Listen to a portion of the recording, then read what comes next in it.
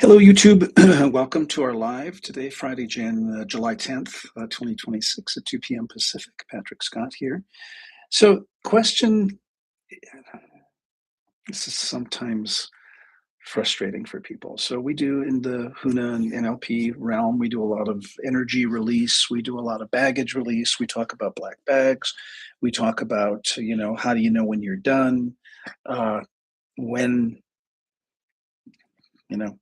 like that. So I work in mental health. It's my profession. I'm a therapist by training. I'm a social worker by training, actually. My uh, additional training is in hypnosis and HUNA, but my core, was a school teacher, and now I was a social worker and did that for many years, and now I guess, still a teacher, college professor. The themes are the same, and I work with people who have trauma. And today I want to talk about kind of the nature of trauma, how it imprints in the unconscious mind. And I really want to let you guys off the hook for thinking that somehow you're broken or that you, um, should be over it by now, or you should be done with it by now. And that if only you were better, or if only you had a better technique or had read a new book or something, that somehow you would not be under the influence of some of this negativity sometimes. And I'm a little older than some of you. I've been doing this for a really long time. In fact, this is my 40th year in some sort of helping profession, and my 50th year as a Buddhist, as a practicing Buddhist. 50 years this year, August 6th, if you must know, coming up in a month. And I've been around the block. And so I'm not saying that to just to say that I know everything, but people may look at someone like me at 66 and say, oh, he's got it handled, and he doesn't have any baggage, and he never gets upset, and he never lets them see him sweat, or, all that sort of thing. And, I'm here to tell you, there is no shame in processing our emotions. There is nothing wrong with having baggage. It doesn't feel good. And we as humans create and craft all sorts of ways to avoid feeling it. And so we're going to talk about that today. And then we're going to talk about like what's realistic to expect. And I have found that the universe has a sense of humor. And just about the time you think you're done, or you think you're over it, or you think you've forgiven, or you think you have put that karmic pattern to rest, it will rear its ugly head. And so let's talk about it. So in human psychology, there are developmental stages. And I mean, this is not a psychology lecture, but I want you to understand that from 0 to 7, one theory says, we are in the imprinting phase, and that everything that happens between 0 and 7 really kind of determines our life. And that's why some therapists who are doing custody evaluations and divorce kinds of proceedings will actually tell parents, why don't you wait until the kids are 7 or older before divorcing?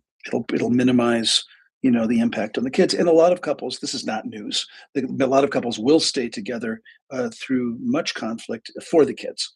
In fact, I know some, in fact, my partner's parents, according to my partner, stayed together till the last one was 18, and then they divorced, and that the kids never knew that they were having any problems at all. So the idea is that we are walking unconscious minds. We are empathic sponges from 0 to 7. And you can see that in children. They absorb everything. We can't know what they absorb. Now, understand, I do trauma recovery work. I work with people with intense traumatic histories, abuse of all sorts, accidents and diseases and horrible violence and horrible things. And we don't know why one kid will respond to a certain set of circumstances one way and another kid won't. I had a girl years ago, and I've some of you, it's been a while since I've told this story, but she was probably a 4 or 5-year-old. And I was at that time doing child sexual abuse forensic evaluations. And she came into my office, and she put her hands on her hips, and she was with her mom, and it was just the little 5-year-old. And now she's there for a sexual abuse forensic evaluation, which means emergency room, gynecological examination, evidence collection. Now, I didn't do that. I'm not a medical doctor. I was doing the psychological part, getting the statement from the child. And she walked in and she says, hello. No, I was not Dr. Scott then. I was Patrick. I'm still Patrick, by the way. And she goes, are you Patrick? I said, I am. She goes, I'm so and so. I'm Cindy. Well, hi, Cindy. What's going on? She puts her hands on, she goes, can you believe that Johnny touched my TT? I said, I can't. He goes, he thinks that that was okay. And she was just all fiery about how dare he think that it's okay for him to touch my TT or my tata or my toto or my poo poo or my pee pee, whatever she used. And I knew in that moment that Cindy was going to be just fine and that we worked through the examination and we handled it and she sailed through the examination beautifully. And I knew her ego strength was such that no baggage. Now, similar, different kid could be horribly traumatized. Actually I had a young man yesterday, a veteran, and in part of my psychiatric whole hit parade of questions is, have you ever been sexually abused? And he said, yeah, when I was 7, this happened, and it was a neighbor's such and such, and it went on for a while, and I said, well, you seem pretty even about that. Is that traumatic? Is that what you're coming to us to work on? He goes, no, I've worked through it. I had therapy, and it happened. It did, it's kind of water under the bridge. And I could tell by his energy that he really was over it. It was not it was not what he wanted to work on with us. He had some other things that he wanted to work on with us, pain management and some accidents and things later in life, and some history in the military that he wanted to work on. But that the sexual abuse was no longer baggage. Now, you could say, well, maybe he's just in denial, maybe he's just avoiding it, but he spoke very openly. And again, I read people really well, and I could tell that he was very authentic. Yes, this happened. It's a historical artifact. It's on my timeline. I've worked through it. I did some therapy when I was in my late teens about it, and it really helped. And I really was able to release that negativity. This particular perpetrator was offending on a bunch of kids. I wasn't the only one. And he was very pragmatic about it. And I could tell just by his energy that truly it was no longer baggage. Okay.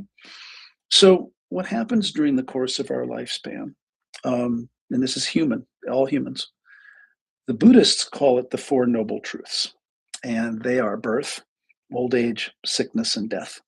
And this has been for 3,000 years, right? Shakyamuni Buddha, Lotus Sutra. Four Noble Truths. All humans, regardless of status or money or position in society, go through birth, they go through old age, they go through sickness, and they go through death. And no human can escape those realities of life. For me, I think children are another fact of life. And if you want the great equalizer, I recall I was with a celebrity, if you know Jerry Seinfeld, the comedian. I was at a party a number of years ago now in New York City, and he was there. And he found out that I was a therapist, a family therapist. And he walked right over to me. He goes, are you the therapist guy? I said, yes. It's Jerry Seinfeld, like, and he just said, I have new kids. Can I talk to you? I said, sure. And for a while, it's a birthday party of one of their friends, their other celebrity friends. And I was invited to be the guest of one of the friends. And he, now Jerry Seinfeld, you may not know, is a billionaire with a B. He has made a lot of money. He is very successful. He's very funny. He's a wonderful guy. And his kids don't care that he's a billionaire. His kids don't care that he was Jerry Seinfeld. His kids, and I've seen celebrities with kids be interviewed on talk shows, and I just love it. I just love when because it's so grounding. It's so humbling for your kid to not really care that you're Iron Man, not really care that you're Keanu Reeves or, whatever it is. I just think that's really fun because kids are the greatest equalizer. And so all humans, regardless of status, regardless of money, regardless of anything, all go through these things. Now, the larger spiritual theory is that's why we're here.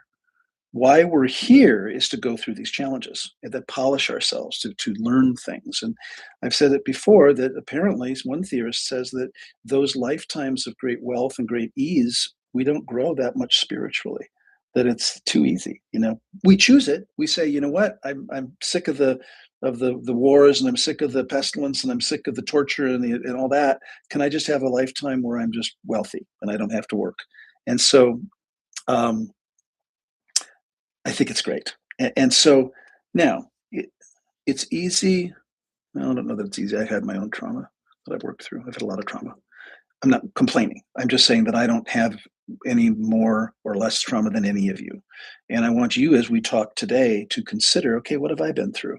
What have I learned from it? What have I taken away from it? Because ultimately, the spiritual growth around baggage. Now, I call it baggage because in the Hawaiian Huna tradition, we do techniques. Last night, I did the Ho'oku'u webinar. Some of you were on it, which is a beautiful technique to let go of negativity. It really is. And it's available. You can find me online that way. So stuff happens. And if you think about your childhood, I work with people that come into the clinic and now this is funny, listen carefully. I had it too good. My parents were so wealthy, they showered me with gifts. I had a car at 16. They paid for an Ivy League school. I've had a credit card. I've never had to support myself in the day of my life. And that's why I drink. And that's why I use drugs. And that's why I'm so screwed up. Scenario A. Scenario B. I was born crack addicted to a prostitute mother who died when I was 2 months old. And I was put with an evil stepmother and a biological father who didn't really know his ass from a hole in the ground. And I was ritually tortured and abused and locked up and locked in closets and handcuffed and tied to beds until I was kicked out of the house at 18. Scenario B. And scenario A will blame the wealth for why they drink. Scenario B will blame the scenario for why they drink. Both are right. Drinking is a coping mechanism. Now, scenario B, a lot of trauma. I mean, there was abuse, there was physical abuse, there was sexual abuse, there was all sorts of stuff in that person's history. This is a real person. These are two real people, by the way. And scenario B had in early adulthood paralyzing anxiety. Not surprising. It bubbles to the surface, panic disorder, and started drinking. And it worked. I'm sorry, like it or not, alcohol works. Drugs work. That's why we use them. And when you're faced with I can't work, I can't leave the house, I'm having panic attacks all the time, you drink.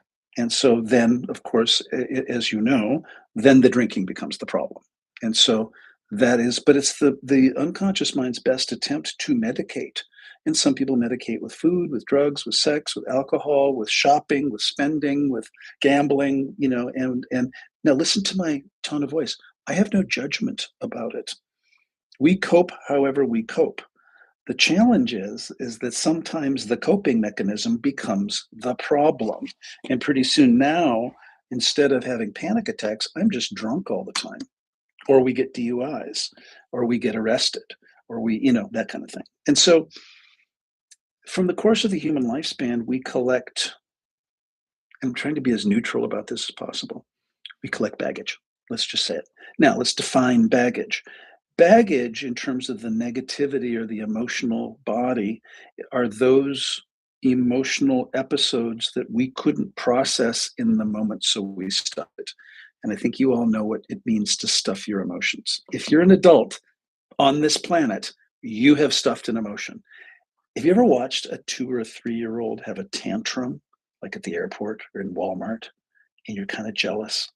You see the kid just throwing a fit. You go, God, I wish I could do that. That looks so liberating to just scream my bloody head off.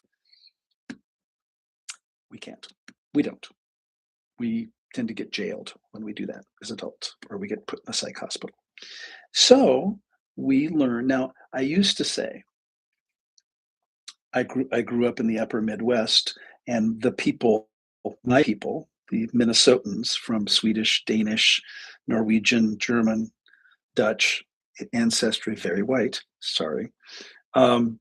We learned that you never let them see you sweat, boys don't cry, suck it up, be a man, pull yourself up by your bootstraps. There's a lot of cliches about you don't air your dirty laundry, you never talk about, you never air the family stuff, that kind of stuff.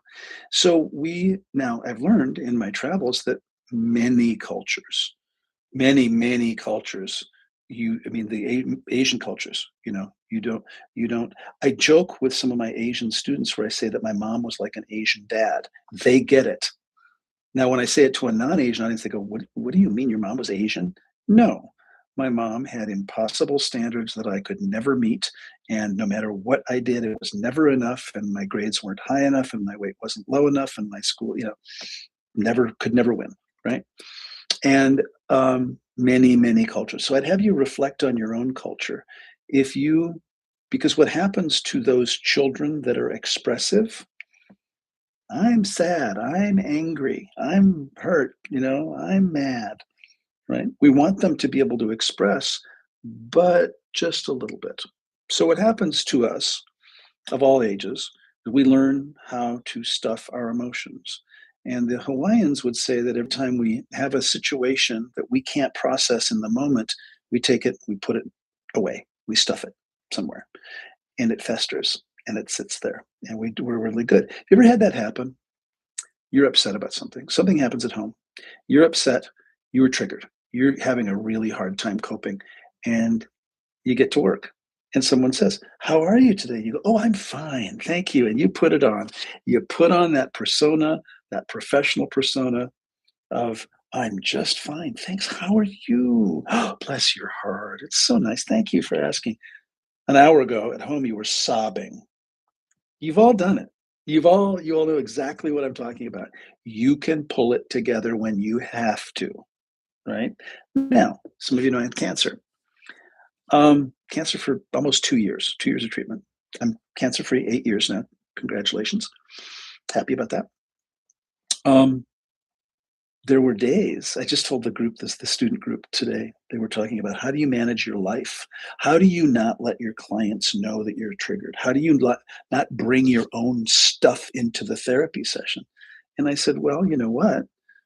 Sometimes when you are really struggling and you are really upset, the best thing you can do is to reach out and help someone else. I found that. I found that when I was doing chemo, and my chemos were 8-hour infusions, 5 days a week for 17 months. It was a very long chemo process. And I did a lot of other therapies, immunotherapy, and I didn't do radiation, but I had surgeries and things like that. And I was just like wallowing in self pity, just like there was nothing else I could do. And I would be in the cancer center. Now, I would be in the cancer center getting my infusion, and I lived there for many months. And I would reach out and still I wouldn't do patient care because I didn't think I was probably in great shape to talk to patients. But every once in a while, I would do a supervision of a student, a graduate student or an intern. And even if I just did one a day, that would help me get out of my own shit, get out of my own stuff, and pay attention to someone else. And so the answer today about what do you do when I mean, what if you're just so upset you shouldn't come to work? And I'm like, well, you certainly can always call in sick. That that this is a workplace. If you need to call in sick because you're not feeling well, that's absolutely fine. But I would challenge you if this is an emotional upset. We have an intern here who is having a family medical emergency that she is called upon to manage. And she came to me very upset. I don't actually know the details, and I don't need to know the details because it's not really any of my business. But she said, I think I need to take a leave of absence because this is really significant. And I said, okay, well, it's how many weeks do you need? And she said, what do you mean? And I said, well, how many weeks of leave do you need? 12 weeks? Do you need 8 weeks? What do you, "Oh, well, I don't really want to leave." And I said, okay, you're going to have to explain to me what's going on. She says, well, I really can't. I need to be home because there's stuff going on at home that I need to handle.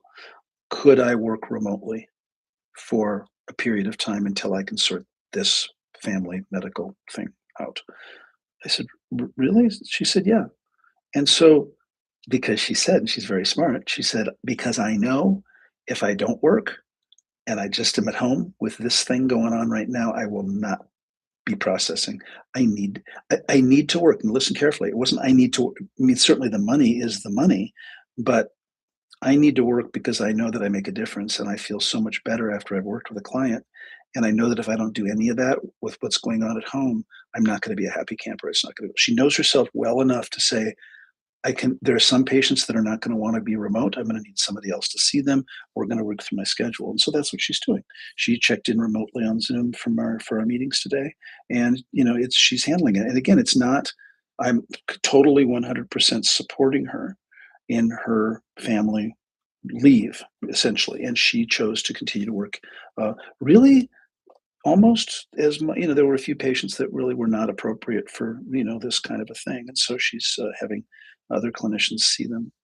So through the course of our lifespan, we imprint these traumas, and they are organized into clusters of emotions and beliefs and decisions and wounds and patterns and trends and themes and habits. And so the work that we do with Huna is we help the unconscious mind light up the baggage, and then we ask the higher self or the soul or whatever to come down and remove the baggage. That's what happened last night. But you don't need to have those kinds of tools. You'll understand that your emotional reactions. Now, how do you know it's baggage? It's really a great question. How do I know I'm responding to an old trauma? If the response you're having is exaggerated, meaning, you know, somebody cuts you off inadvertently on the freeway and you lose your mind. You get absolutely like you want to kill them and you see red and your head spin around your shoulders and you vomit green slime. That's a clue that that might be baggage because people do that all the time. If you, and again, I'm really only slightly joking, if you have an emotional reaction that is so exaggerated, so much more than the situation warrants. Now, sometimes you'll have the insight to go, I am really triggered about this. I don't even know why. That's baggage. That's clearly baggage. That means that you are tapping into an old wound. Now, I'm going to make a very bold statement here. No one is free of wounds. I have never met any human ever on the planet that does not have baggage. So let yourself off the hook. It is not a judgment. It is not a put down. It is not that you are defective. Now, also, I don't believe everybody needs therapy. Now, therapy is warranted when the frequency and intensity of the baggage causes depression or panic or PTSD or generalized anxiety or whatever. I also don't believe that therapy is forever. I don't believe I had a veteran come in. She's been in the group for almost 3 years. I don't know if I'm finding the group so satisfying anymore. I said, well, sweetheart, you've been in it for 3 years. The group is not meant to be forever. How about you maybe take a break or you talk to the facilitator and that kind of thing. And so I'm very pragmatic and reasonable in the thing. And I believe that there are, just given the work that we do in terms of NLP, MER, mental emotional release, the HUNA collection of tools, hypnosis, biofeedback. There's so many tools out there that really are very easily accessible. The Calm app, meditation, things like that, Brainwave, that app I use every day. I use it. It's called Brainwave. It's an app. It costs money. I think it's $4.99. Big money here. And you can put together your own treatment plan, and it doesn't necessarily mean psychotherapy. You can come to a HUNA class. You can learn NLP from Kuma Matt. You can, do what you need to do. But please don't be ashamed like somehow you shouldn't have any baggage, that you should be above it, or that you should get to a certain age when you're no longer susceptible to emotional outbursts.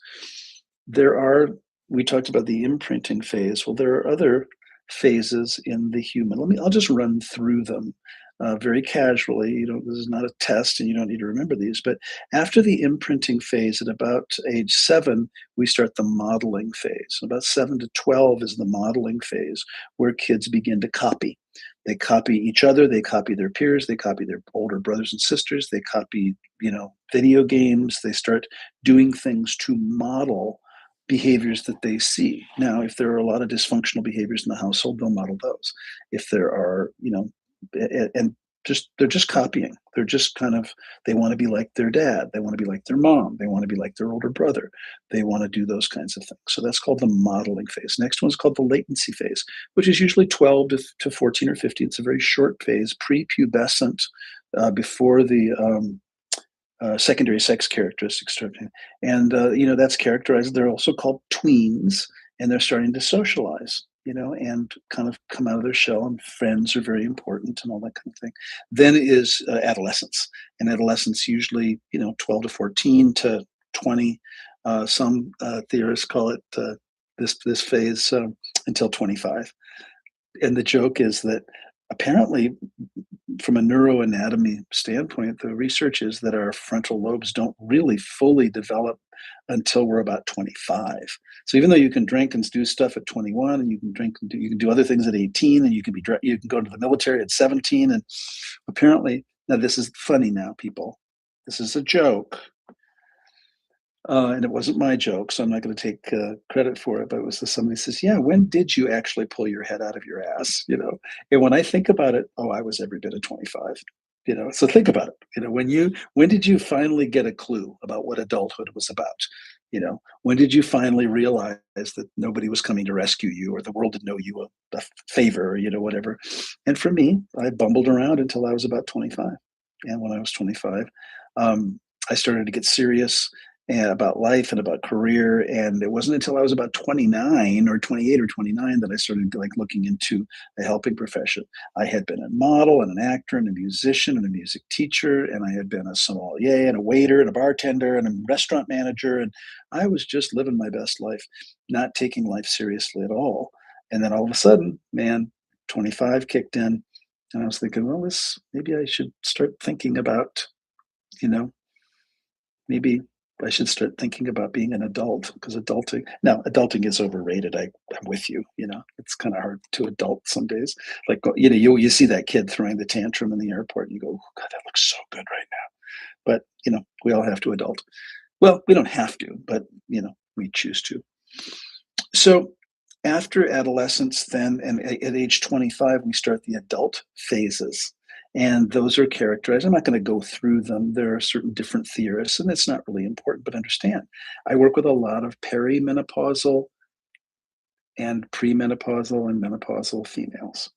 That is a thing. I'm sorry. Now, I'm not a medical doctor, and they come in thinking they are psychotic because they're so angry and the hot flashes and stuff. It's a real thing, people. And again, we know hormone imbalances and all that kind of stuff. So my role is not to prescribe. I don't say, well, you need to be on hormone replacement therapy, but my job is to normalize that their body is going through a big physiological shift, and that maybe they need to see a doctor, for the hormone, kinds of things. So we work together as a treatment community to help, in this case, women understand they're not crazy. Their body is changing, not unlike an adolescent's body is changing, and those teenagers can be pretty psychotic at times.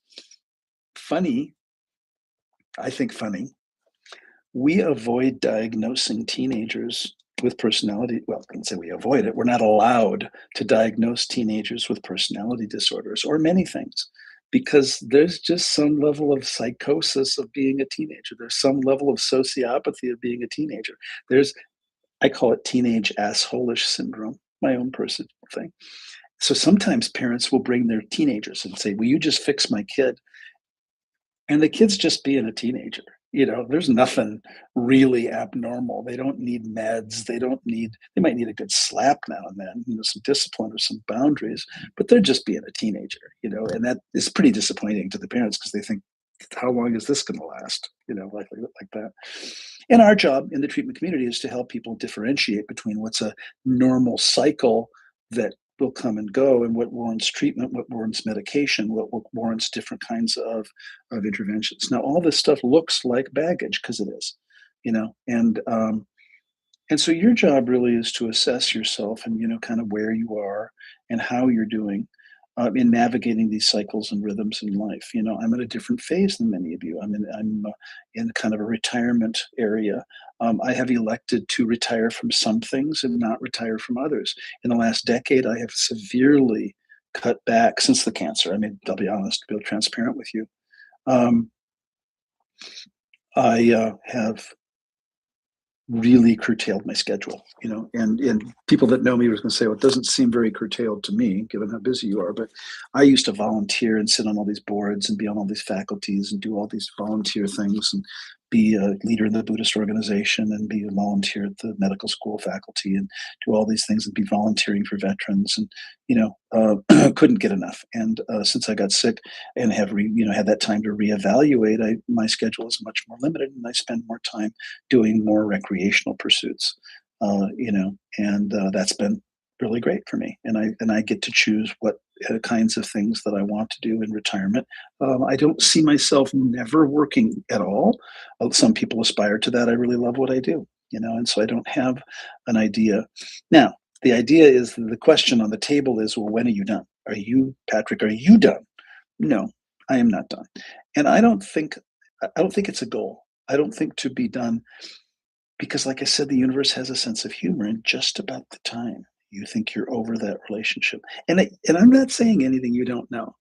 You think your mommy issues, your daddy issues, and then you meet somebody and go, "Oh my god, there they are." Now, I would rather you have a spirit of humor about it, because you understand that karma being what it is, you've been working on something. You've been working on money or your body or relationships or one of those key aspects of life, and you really think you're making progress. Now, the universe has a sense of humor. It will continue to show you the old pattern. Now, understand, we are not attracted to what's good for us. We are attracted to what's familiar. And so, if you grew up in an abusive household, you're going to be attracted to abusing partners. Sorry, it's pretty much that simple. You Okay? I don't like making blanket statements, but the idea is, in terms of, let's just use that as an example. And I laugh.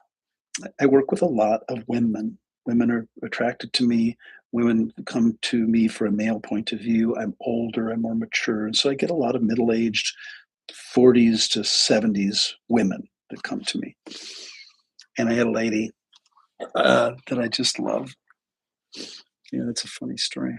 She came to me. She says, first session, very, very powerful woman, very here in Las Vegas. I can't tell you who she is or what she is, but very, very successful, very, very pillar of the community, very, very powerful woman. Meaning very successful, wealthy, well into her 40s, very attractive, very well put together, by the outward appearance, has it all handled. And she came in, she was angry. I said, "What are we working on?" And she says, "Well, I think I'm a lesbian." I said, "Oh, okay. What's your evidence?" "Well, I've been married and I believe that men are pigs." I said, "Oh, okay." She says, "So I think I need to try being a lesbian." She says, "And I understand you're an expert in gender studies, and I'm just wondering what you think about that." And I said, "Well, men may be pigs, but men are not powerful enough to change one's sexual orientation. That tends to be sort of genetic and hardwired. But tell me more." She goes, "Oh, no, no, no. I have dated women." She's now, this is our very first session. "I have dated women. I have even had sex with women." I said, "Well, how'd that go?" She goes, "It was all right." "Okay." And she says, "So I'm confused." This is my favorite line. She goes, "You know," she was so innocent. It was so beautiful. She goes, "Men certainly are pigs. Men are pigs. I can't even believe how men are pigs, but women are freaking crazy." I said, "Oh, really?" She goes, "They're crazy. How does anyone ever date a woman? They're so mercurial. They're all over the place. Oh my God." And that whole time of the month, and then she goes off on women. And I said, "Well, what are we doing here?" And she goes, "I think I need to get a dog and maybe not date for a while because I am really confused. I don't really want to date men, and I think women are kind of, not really my thing either." So she got a dog. She did. We worked together for a year, and along comes a guy, and she's dating. Now, remember, this is a woman of means. She's a multimillionaire. She's got a lot of money, and she can probably get. And she's very attractive. She's in her late 40s, maybe 50. And she says, "Oh, Dr. Scott, I met a guy." I said, "Oh, great. Tell me what's going on." And she says, "Well, he's just so nice." I said, great. Well, tell me more.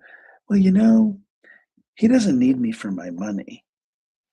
Well, good. He's got his own money. Well, that's great. He wines me and dines me and he treats me like just a princess. Well, excellent. That's great. Yeah, but he's just so nice. He opens doors for me. He buys me gifts. He treats me like just absolute royalty. He's so nice. And I just let the silence hang in the air, like I'm waiting for the punchline. I'm waiting for the problem. And I said to her, I said, "You're bored." She goes, "I am." And I said, "Because he doesn't have a knife to your throat?" She goes, "Oh my God. Oh my God. You're right. I'm bored because he doesn't fit the pattern." The pattern was abusers, was bikers, was bad boys, was drug addicts, was manipulator. And she goes, it was, I love this in therapy. I love when the client just kind of starts firing off all of the the the clues. She goes, "Oh my God. I I can't believe it that I am so clueless. This is a nice guy. I'm even attracted to him. The sex is good. There is nothing that I can complain about." And maybe that's a problem because I'm used to complaining about men. He's a lovely guy. He loves me like crazy, and I can't receive it. And I have been waiting for the other shoe to drop because, of course, that's all I know. I grew up in an abusive household, and I had all my boyfriends and husbands were all some sort of a bad boy, bad abuser. And she says, "What you said is actually true. We're not attracted to what's good for us. We're attracted to what's familiar because we know it. We can relate to it." So um, she goes, "What advice do you have?" I said, "Well, I don't usually give advice. He sounds like a nice guy. How about you not screw this up? How about you just kind of go with it and let him love you and let you allow yourself to be loved and just see how that goes and take it slow because you're in new territory for you now." And they got married and they're living happily ever after now, which is my favorite story. And so for yourself, understand that your baggage is not wrong. Your reactions are not wrong. You are you are triggering on things that happen that you don't even remember. I had a situation recently where I had things come up that I had never even really dealt with. I had a situation and I just found myself, I'm not a panicky guy. I don't do panic. Sometimes people wonder if I have a heartbeat or not because I'm so chill and I'm so calm. I'm a hypnotherapist. And I was having panic for the first time. And I think it's good for me to experience these things because then I can understand what my patients go through. And I had this period of about 24 hours where I was really heightened and chest pressure and tightness and palpitations and super anxious. I used all my tools. I got consultation. I saw my therapist, and it took me about 24 hours to clear it. And never before, in 66 years and 10 months today, um, had I had panic at that level. And so this is the universe. Now what came up was old fears, fear of being in trouble, fear of dying, fear of being killed, old past life stuff. And so please, as you sally forth on your timeline, honor whatever your body does. If it comes up with some stuff, there's a reason for it, and you can get to the bottom of it. Now, the thing about the content a lot of times is overrated. And I think sometimes in the therapeutic community, we put a lot of onus and a lot of credit on the content. What exactly happened and when was it and where was I? And was it Aunt Tilly or Uncle Joe or was it we were and your unconscious mind stores these things as energetic imprints. Um, And so the content is less important. And so a lot of the work that I do, and a lot of people come to me for what's called regression hypnotherapy because they want to confront the accuser. They want to, and it is kind of anticlimactic. We'll go back on the timeline and we'll release the negativity. And it's kind of it's like when you remove a negative, it's just gone. It's just not there anymore. And they're like, well, that's weird. I can't even remember ever having it you know and I said, good, and we move on. But it's not the drama, it's not the huge epiphany that, oh my gosh, Uncle Joe did this and Aunt Tilly did that, and I've hated them ever since. It's more of a the body holds on to the energy. And when you release the energy, it's like in the Hawaiian tradition of Ho'oponopono. We talk about forgiveness. Forgiveness isn't condoning. It's not making it okay what they did. It's not forgetting. It's not forgetting what people are capable of. It's not getting back together with them. And a lot of times when people have resolved the charge or the trauma about a person, so if ho'oku'u and energy release is about just negativity in general, negative emotions, ho'oponopono is specifically related to people, it can be kind of anticlimactic. I was so pissed at him or her for blah, blah, blah, blah, blah, and now I'm just flat on it. I don't hate them. I'm just flat. And it's kind of weird for people. So this is your assignment, should you choose to accept it. Number one, I don't believe we're ever done. I believe that when we're done clearing, we're done releasing, it's time to go to the next great adventure in the sky, wherever that is. So please don't hold yourself to a standard that you should never get upset, that you should never be triggered, that you should never again have baggage because you've done so much work. I have done a lot of work. I continue to do a lot of work. I was shocked that I had this panic reaction. Shocked for 24 hours. I was at this heightened state of awareness for 24 hours. Number two, take a look at your biggest triggers. What is it that really gets you going? And look there, pet peeves, frustrate you. Like what really works your nerves? And therein may lie some of the baggage that's there. Number three, start some practice. Meditation, clearing, release work. Look at the stuff that we do on the website. Look at take a class, go to NLP, go to Matt, go to other workshops. There's so many things available. If you're curious, download an app. Self-awareness is key, and if you find yourself not happy with your behavior or you're self-medicating, sex, drugs, rock and roll, food, alcohol, whatever, then take a look at what are you medicating? What are you medicating? And I'm a big journaler. I think it's really important to journal. For me, at least, just capture. And I use pen to paper. I am not a typing, journaling person. I don't have it here. I have it at home, but I have a leather-bound journal that I have inserts that I refill. I know a lot of younger people do the Notes app or the Notepad app, and they will keep a running journal that way. That way, it's saved for posterity. I think that's great. However, it is fine. But look to yourself and do some more self reflection and be gentle on yourself because really there is no wasted effort. There is nothing wrong. You are not broken. Let me just put it that way. You are absolutely beautiful. You're on your path. You're doing everything that you need to be doing. And just pay more attention to yourself and to taking care of what needs to be taken care of. So, with that, I wish you the best. Have a great weekend, and we will talk to you. Now, there will be no live next week. Next week, I'm teaching level 3 in San Diego, which is exciting. First time we're doing that in the mainland. So I will see you in 2 weeks. Have a great day.